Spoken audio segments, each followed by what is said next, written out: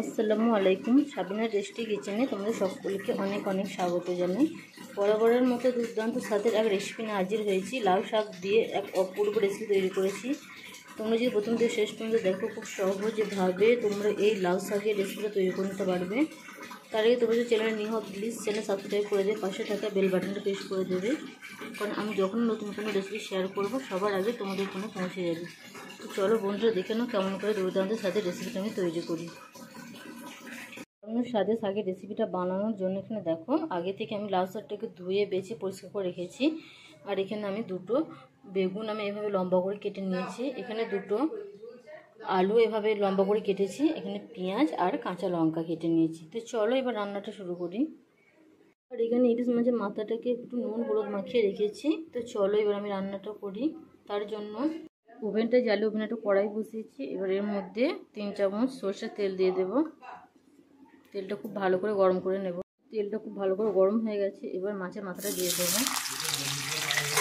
খুব ভালো করে একটু আমি ভেজে নেব। তো এদিকে মাছটা ভেজে নেওয়া হয়ে গেছে, আমি তুলে নেব। এবার আমি বাকি রান্নাটা করে নেব।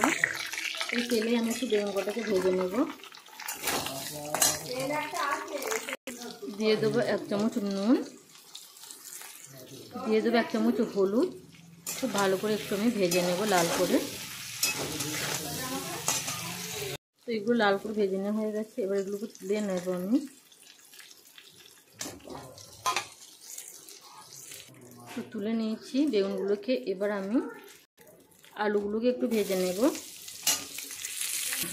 দিয়ে দেবো 1 চামচ নুন, দিয়ে দেবো 1/2 চামচ হলুদ। খুব ভালো করে এটাকে একটু ভেজে নেব আমি।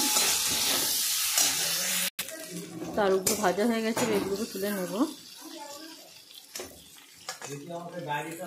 এবার এই তেলের মধ্যে দিয়ে দেবো 2 শুকনো লঙ্কা। এবার দেবো 1 চামচ গোটা জিরে, আর দিয়ে দেবো কেটে রাখা পেঁয়াজটা আর লঙ্কাটা। ভালো করে একটু লাল করে ভেজে নেব। পেঁয়াজটা যাতে তাড়াতাড়ি ভাজা হয় তার জন্য অল্প একটু নুন দেবো। তো পেঁয়াজটা আমি ভেজে নিয়েছি। এবার এর মধ্যে দিয়ে দেবো 1 চামচ রসুন বাটা। এবার দেবো 1 চামচ হলুদ গুঁড়ো, দিয়ে দেবো 1 চামচ জিরে গুঁড়ো, দিয়ে দেবো 1 চামচ ধনে গুঁড়ো। 2 মিনিট খুব ভালো করে মশলাটাকে কষে নেব।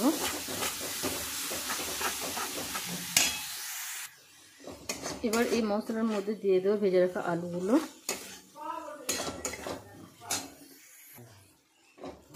খুব ভালো করে আমি এটাকে একটু কষে নেব।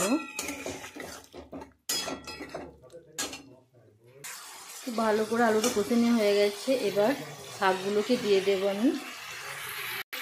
শাকগুলো অল্প অল্প করে দেবো, আর এভাবে একটু নেড়ে নেব, তাহলে সুবিধা হবে আমার মশলাটা সমস্ত শাকের গায়ে লাগিয়ে নিতে। তো সমস্ত শাক কটাকে আমি দেওয়া হয়ে গেছে। এবার একটু নেড়ে দেবো। এবার একটা ঢাকা চাপা দিয়ে 2 মিনিটের মতো রেখে দেবো, যাতে শাকটা একটু নরম হয়ে যায়। তো এবার ঢাকনাটা সরিয়ে দেবো। এবার আমি এর মধ্যে পরিমাণ মতো পানি দিয়ে দেব।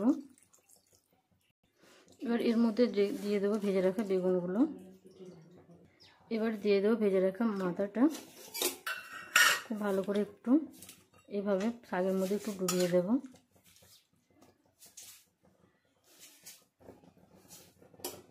এবার এটাকে চাপা দিয়ে সেদ্ধ হয়ে আসা পর্যন্ত রান্না করে নেব। আমি ঢাকনাটা খুলে দিয়েছি। এরপর যে অল্প একটু আমি চিনি দিয়ে দেবো, তাহলে স্বাদটা কিন্তু অনেকটাই ভালো আসে। তোমরা চাইলে এটা স্কিপও করতে পারো। তো এবার আমি ঢাকা দিয়ে দেবো শাকটা সেদ্ধ হয়ে আসা পর্যন্ত এবং পানিটা শুকিয়ে আসা পর্যন্ত।